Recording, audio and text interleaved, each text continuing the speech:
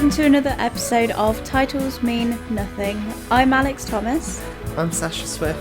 Today we're going to talk about the NHS Cyberattacc, which took place in... I don't know, 2017. 2017. That feels more recent. It feels like it happened a very long time ago for some reason. Well, that is a long time ago now, though, really, if you think about it. It's 2 years. I was thinking in my head it was like 2015 or something. It wouldn't have been 2015 because I didn't work in an IT department in the NHS in 2015. Valid. But I did in May 2017. So for those of you who remember, this was like a global cyber attack that mainly sort of hit UK companies, particularly the NHS, whose systems were proven not to be particularly robust. So, do you want me to tell you the story of what happened? Yeah, I mean, it's something I recall seeing the headlines of, but don't have that much of a recollection of. Something I haven't spoken much about, especially on the Tea and Cake podcast. I complained about my job a lot. It's one I left over, 6-7 months ago now. I worked in an NHS IT department and I provided IT support for one of Britain's biggest cities. The job was a hard one. We have a lot of outdated software. Outdated practice, though, is kind of the worst thing. And the fact that we buy our software from private companies who are quite happy to charge the NHS an extortionate amount for very little, and then any change we want made, they will shake us for money. You know, they are brutal and they're concerned more with profits than the well-being of patients. And they do half-arse their software. They might know that a feature is necessary or standard, and because we take that kind of feature for granted, they won't include it in the software packages. I remember when I joined the NHS, it was August 2014, and before I was in IT, I was just an admin. So this was like my first proper full-time job. When I joined, I was so surprised to find that they were using Windows XP. So this was 2014, it was 13 years after Windows XP was released. So, for some context, imagine using Windows 95 13 years after it was released. So that's 2008, it just wasn't done. The thing about Windows XP is Microsoft dropped all their security patches for it around that time, maybe before, and unless we were paying an extortionate amount extra, there was absolutely no way that we had that extra security protection. I think we were paying for the extended software package, and that just goes to show kind of a mismanagement. Windows 7 was released, and by 2017, the time of the cyber attack, they had barely upgraded any computers. I remember mine was upgraded from Windows XP to Windows 7 at work in January 2017. And I do remember when I first joined the NHS thinking, oh god, this is an accident waiting to happen. And this was just with so my role when I moved to IT was maintaining the clinical system, making sure patient details were accurate and synchronized with the global spine, and I also maintained the telephones as well, and was responsible for granting access to patient data as well. So it was May the 12th, 2017, and it was 2 o'clock. I'd just basically been dealing with things on the phone, taking calls from NHS staff that were having problems, and as per usual, I got a call from someone dialing the wrong number, and they said, oh, there's this message on my screen saying that my files have been locked and I need to pay. And I was like, this isn't strictly my area, so I'm going to pass you over to the right team, because they always did that. They don't listen to the options menu. And I hadn't taken my lunch, so I took my lunch and I went off to the pub, and then at 2:30 I went back up and there was an eerie silence as I walked up the stairs. I was like, why is it so quiet? There's something missing, and then I couldn't put my finger on it. And what was missing was the hum of about sort of 70, 80 computer fans, which is weird when you tune it out normally. Yeah. But then when they're not there, it's so weird. And so I came up, I was like, what the hell's going on? Why is my computer switched off? Why is your computer switched off?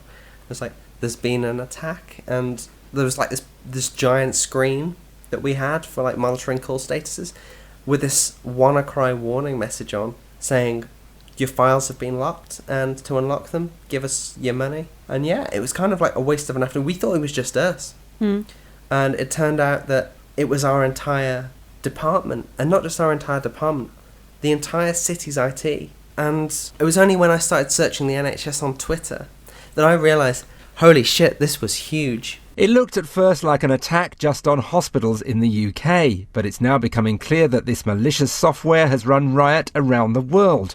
Russia, the United States, and many points in between have been hit by what's now a common form of cybercrime. Ransomware has become a tool of choice for an awful lot of criminals simply because it's very, very easy to make money very quickly.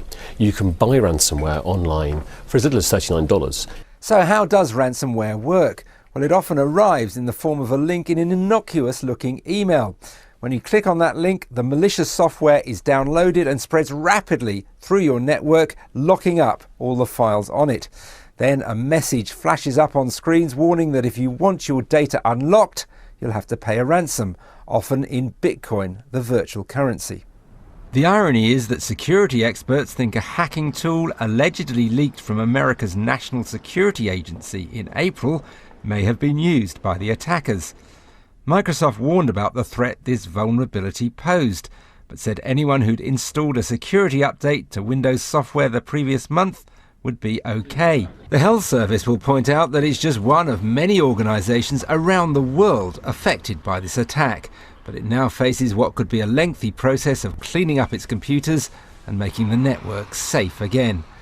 Rory Catherine-Jones, BBC News. Later on in the evening, a friend said to me, you told me 3 or 4 years ago that this was an accident waiting to happen. I was like, yeah, I did. I really predicted this problem. I saw it coming. There's so much compromise that an attack is inevitable. And even though I was running Windows 7 and not XP, we'd been hit by the attack, and that was because Microsoft had released a security patch only maybe a month or two before, and it hadn't been applied. You'd think patient data and the data security surrounding that sensitive personal information would be a top priority. Well, actually, no patient data was hit. It see. Wasn't possible. To be fair, the security of our patient data was absolutely paramount, and no patient data was hit. And if you stored your files correctly, none of the files would have been hit either. And we were lucky in that as soon as we were aware that this thing was spreading and was going to happen, and obviously I was at the building at the time, our IT manager put in this global shutdown request, which was it's a kill switch, kills every computer in the organisation, and so that's why all the computers are switched off. And luckily he killed the server on which all the files were stored on, our files were stored on, and only people who booted up their computers who hadn't been hit were then hit. So obviously we couldn't get the message. Our phone lines are computer controlled, they went down. People wanted to phone us to complain, my computer's switched off. They were switching it on, getting infected, but a lot of people were astute enough not to switch their computers back on. And basically, patient data is stored completely separately on something called Spine, and there's a local buffer server as well. It could not possibly have gotten hit, which is brilliant. They take the patient data security very seriously. Yeah. See, now I'm learning, because honestly, just from having had a cursory glance at the news then, and perhaps maybe what the press played on a little bit, I thought the patient data was vulnerable in some way. No. What data was affected then? Actually, no data was really lost or affected, at least in our NHS organisation. And I'd hazard a guess it was probably with the others as well. Our computers are essentially terminals that allow us to access servers with the files stored on. And so it affected those individual terminals. And unless you did something silly like save your files on the desktop, which they tell you not to do, then you can't really lose anything. But obviously the problem was it stopped us being able to access those servers, and that's why X-ray equipment couldn't be used, things like that, and hospitals and things were cancelled. Here in the UK, hospitals have been badly hit, including this one in central London. Since Friday, it's been struggling to get back online. I did have breast cancer 2 years ago. I have an annual mammogram just to make sure that everything is okay, that nothing's happening, because it can at any time recur. So it's a little bit frustrating to come and I can't be reassured. The hospital told Ken Robbins his cancer surgery was delayed. They phoned me up this morning and said it's too important to have my operation. Come in straight away and they're going to do it. What is your message to the hackers who created this ransomware? To put it bluntly, he's and he needs to go to prison for 20 years. They don't realise what impact they're having on patients. Now, in the midst of a general election previously focused on Brexit, new questions about the state of Britain's healthcare system and the country's cybersecurity in general. Cybersecurity is an issue that we need to address. That's why the government, when we came into government in 2010, put money into cybersecurity. It's why we are putting £2 billion into cybersecurity over the coming years. The thing about the security patches, it is standard kind of protocol in any large organisation to test patches that Microsoft send out to make sure they're going to work and not cripple our computer systems as it is. But after 2 months, they still hadn't been tested, and the NHS as a whole it really was a cock-up, really, that they didn't test those patches sooner and apply them. Over the next few weeks, my job changed enormously, and my job became travelling around the city with an IT engineer. Basically, there were several teams of us doing this, so me and someone else were paired up, and we went round sort of patching each individual machine. We had to turn it on without a network connection, check if it had been infected. If it had, red sticker. If it hadn't, we install the patch, green sticker. And so there was like about 50% of the computers ended up with green stickers, 50% with red. Computers that were red stickered, they were like, all they had to do was wipe them and reinstall Windows. Oh, so it wasn't like loads of terminals were getting dumped on. No, they did. sites or They anything? did like get rid of some machines as a result. Like, it's not worth it. We need to get new ones anyway. Mm-hmm. But yeah, all I had to do was wipe Windows, reinstall all the software on, which there's like a wizard for it in the NHS. Patch it, and then it's good to go. It can access the same stuff you had before, the central servers. I think the basic look was that the central server wasn't hit. The one thing I do notice is that, like, the NHS staff who were constantly complaining about IT support on the phone were saying, "Oh, you're so patient, you're doing such a good job," and they were making us tea and giving us biscuits. So that was like the highlight. I think actually, as much as the NHS cocked it up, that might have been my favourite couple of weeks at work because everyone was so nice. I guess maybe there was a camaraderie in it. It was kind of like everyone's in this shit together. Yeah, it was like that. Like, I think they were glad to be back to paper-based things and having an excuse to use paper-based records and things like that, because they were constantly complaining about how poor the IT systems were. But it was like an absolute cock-up. It really was. It could have been prevented, and it's only a matter of time, I think, before it happens again. Only this time they might get patient data. You never know. There's always a risk. In terms of responsibility, where that lay with these things, does it ever get figured out who is responsible? Who was the cyber attacker? Yeah. I think like the blame has been put with China, the blame has been put with North Korea, it's been put with Russia. But by the sounds of it, it's probably it could have been some bedroom hacker. Yeah. I think there was like an anticipation that people probably would have patched their machines, but like so many organizations hadn't. It's remarkable that Microsoft found and patched that exploit, and then the exploit was used within 2 months of it being patched. That's like a remarkable speed. Mm-hmm. I think by the sounds of it, whoever like unleashed WannaCry was probably not aware of how wide it would spread and that it would become such a huge deal. IT within the NHS is kind of atrocious anyway. It really is bad. There was like a year, maybe 2015, 2016, where iPads were introduced within the IT department, which would access our clinical system. So before, they're getting workers like nurses with laptops on the move to access our systems. Now the laptops are like really security protected, so you can't access the data on them. So they're slow as a result. They used 4G, or it's supposed to be 4G. It must have been 3G because they were so slow they couldn't connect. They used VPN, and the clinical system's slow enough on a powerful desktop computer. And so what they tried to do, they were going to roll out iPads. And at least when I left, 3 years after, they still hadn't rolled out these iPads. One of the reasons is because they decided that the solution offered by the owners of the clinical system for the iPads, their version was too expensive. And so they went with the third party. The only thing is, the third party organisation couldn't directly access the data from the clinical systems that ran on Windows, which is kind of like fucking useless. We went to a training to find out how it worked, because it needed to access the data one way or another. And as it turned out, what it was doing is these iPads would feed from data connected to 2 Windows terminals, and there was software on the Windows terminals that would load up the clinical system, screenshot what was on it, read the data with, like optical character recognition, put it into a form for the iPad to read, and you know what? That is an 80s technology. They used to use that in the 70s and 80s for modern machines to read the screens of of legacy computers that couldn't communicate with modern data systems. That was how they'd transfer the data.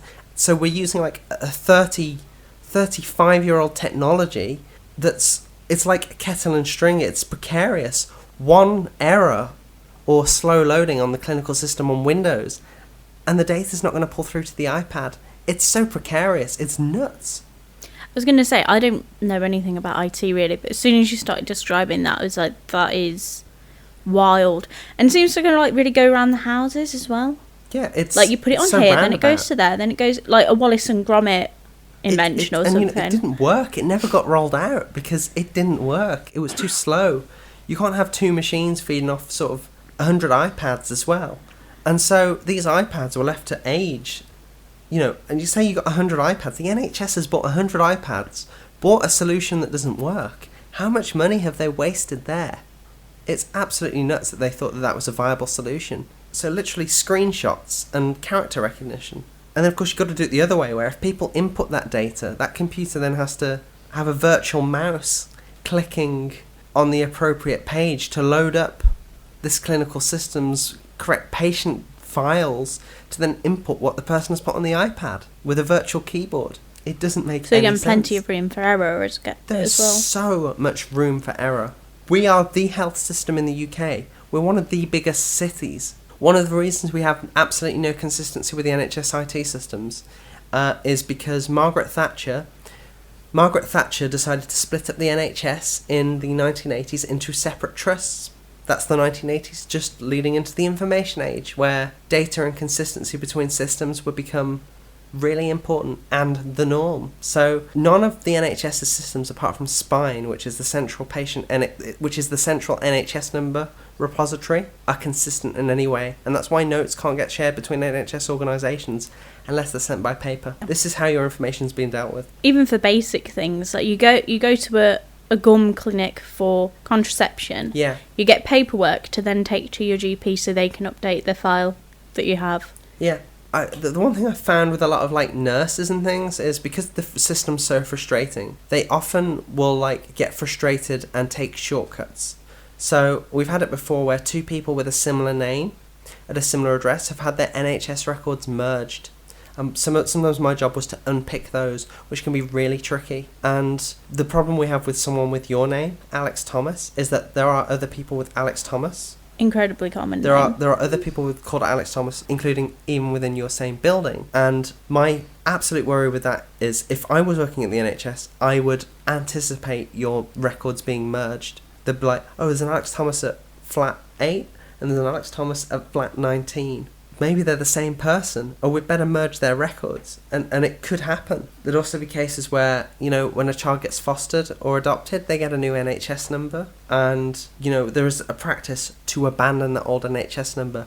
But a lot of healthcare professionals will continue to update that, even putting the patient's updated last name on it, which is supposed to be separate, so that the biological parents cannot find that new name. It's a lack of education on the system. I think with the frustration thing as well, if you're trying to look after people, care for people, that's your if you're in that kind of work, that's your primary concern.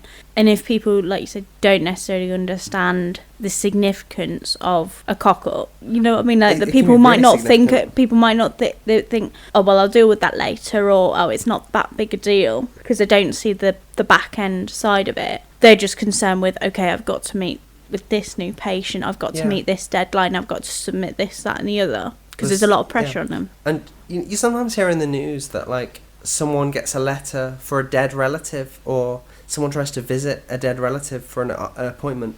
That happens far more frequently than is reported. Just people choose not to go to the media about it more frequently than not.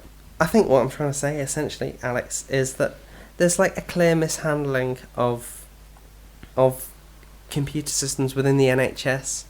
There's lack of foresight, there's misspending of money on short-sighted ventures like the iPads and things like that. So much of it seems to be, okay, we don't want to invest in X.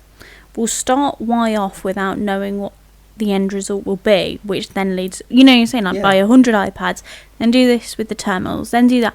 And it just gets into this big like clusterfuck where you could have potentially just done things in a much more straightforward way. Yeah. So what like, as an NHS patient, have you seen, like, in terms of mishandling of IT and stuff? Have you ever, like, experienced that or had problems with it? The only thing that seems to come up over and over for me is I've had an allergy since birth to penicillin. And I don't have, luckily, touch wood, don't have to go to the doctors that often. But when I do, and if I'm being prescribed something, they ask me rather than being able to see it for some reason. And it's been the case once that I got prescribed an antibiotic with penicillin in it. And it was only because I paid attention to the name of the drug. And I was like, is this... Because it ended in the same inicillin sort of ending. Yeah. And I was like, has this got penicillin in it? And they're like, oh yeah, it's standard for X illness. And I was like, well, I'm allergic to that. Did it not come up on my file? And then they looked... And I can't remember exactly, but I think they said it was there. That was more their cock-up, though, than... Quite often they will say, are you allergic to penicillin before prescribing you things, won't they? They'll say, are you allergic to this or this? Well, they just say, have you got any allergies to medication? And then prompt you. I'll tell you what's funny. You know the system that I complained about earlier on Windows, the clinical system that kind of holds the NHS ransom when we need changes and things? It's the same system that the Gender Identity Clinic use. Yeah, in Nottingham. And then, like, when I spoke to my psychotherapist about a major cause of stress, he was saying, oh, yeah, well, you did used to work on this system. So he completely understood. It's like a notorious system. It was designed as a mental health system, so a system for dealing with mental health patients. And that's interesting at the Gender Identity Clinic, which I suppose in some terms is about mental health and having good mental health. But the thing is, they applied it to all of the teams in a huge city in the UK, which we're not a mental health organisation. So they tried to, like, adapt and alter a system designed for mental health and inpatients for a largely community-based NHS service, which is like, you know, obviously home visits and things. And we barely use wards. And yeah, with the amount of bugs and things... It's such a crappy system. Words can't even begin to explain how poor it is. There's times where I've actually worked till midnight on version upgrades only to find they don't work and things. And then a few weeks later we'd do it again. That's my rant. The NHS was fucking shit when I worked for it.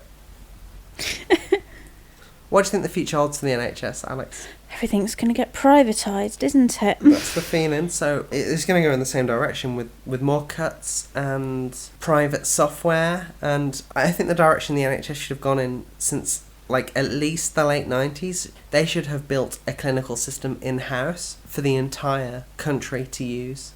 A bespoke system that could be adapted and use modules, and...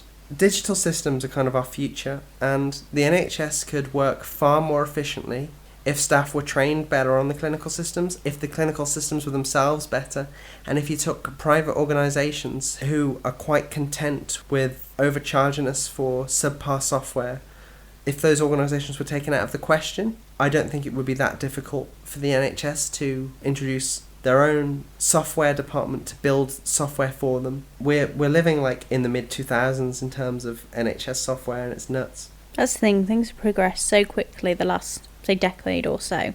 Everything you've described just seems so sluggish. Antiquated. Anyway, I think that's quite a rant, and I kind of apologise for going on, but it's like, this is your, like, NHS that it's affecting, and... I feel like I've learnt a lot. I feel like I've gone on a lot, though. Like, it's normally a bit more interactive between us, but I've kind of gone on a rant.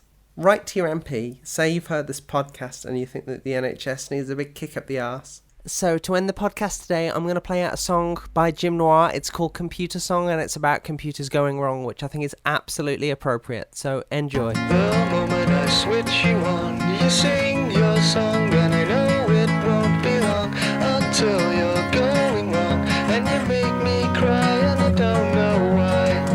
I try control delete, but it makes me upset when I have to reset your mind. I know you're turning blue, just tell me straight, or do I have to wait?